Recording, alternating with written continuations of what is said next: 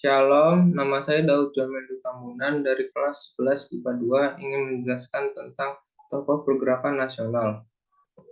Yang pertama ada Raden Ajeng Kartini.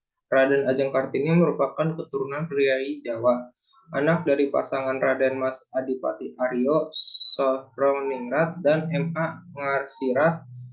Dia lahir di Jepara pada 2 April 1879.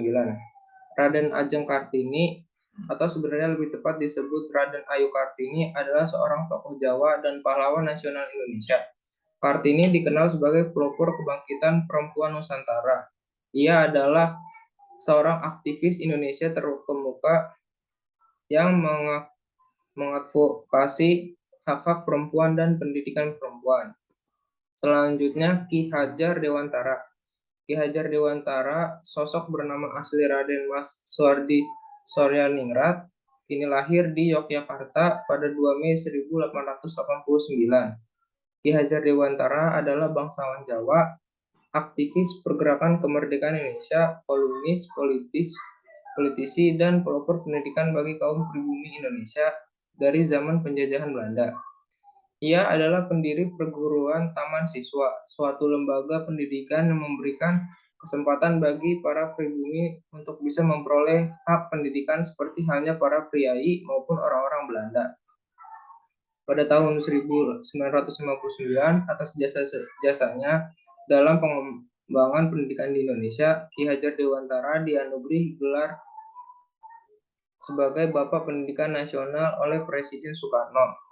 Tanggal kelahirannya sekarang diperingati di Indonesia sebagai Hari Pendidikan Nasional Indonesia. Bagian dari semboyan ciptaannya, Tutwuri Handayani menjadi slogan Kementerian Pendidikan Nasional Indonesia. Selanjutnya, Kapitan Patimura. Kapitan Patimura adalah pahlawan nasional Indonesia yang berasal dari Haria, Sapurau, Maluku. Patimura lahir pada tanggal 8 Juni 1783. Dia adalah pahlawan yang berjuang untuk Maluku melawan FOC Belanda. Sebagai panglima perang, Kapitan Patimura yang mengatur strategi perang bersama pembantunya. Sebagai pemimpin, ia berhasil mengordinir raja-raja dan patih dalam melaksanakan kegiatan pemerintahan, memimpin rakyat, mengatur pendidikan, menyediakan pangan, dan membangun benteng-benteng pertahanan. Selanjutnya, Pangeran Diponegoro. Pangeran Diponegoro merupakan sosok pemimpin Pulau Jawa selama 5 tahun melawan penjajahan Belanda pada tahun 1825 sampai tahun 1830.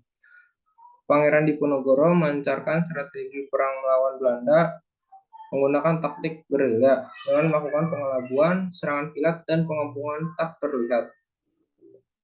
Selanjutnya, Cut Nyak Dien. Cut Nyak Dien merupakan pahlawan yang lahir di Aceh Besar tahun 1848. Cut Nyak Dien tak gentar melawan Belanda karena dia ingin membalas kematian suaminya yang meninggal akibat perang. Cut Nyak Dien bersama Teku Umar bertempur melawan Belanda, namun pada tanggal 11 Februari 1899, Teku Umar gugur. Hal ini membuat Cut Nyak Dien berjuang sendirian di pedalaman Melebuh bersama pasukan kecilnya. Usia Cut Nyak Dien yang saat itu sudah relatif tua, serta kondisi tubuh yang digerogoti berbagai penyakit, ia akhirnya ditangkap dan dibawa ke Banda Aceh. Di sana ia dirawat dan penyakitnya mulai sembuh. Keberadaan Cut Nyak Dien yang dianggap masih memberikan pengaruh kuat terhadap perlawanan rakyat Aceh. Itu penjelasan dari tokoh pergerakan nasional dari saya. Sekian dan terima kasih. Aduh, gimana ya?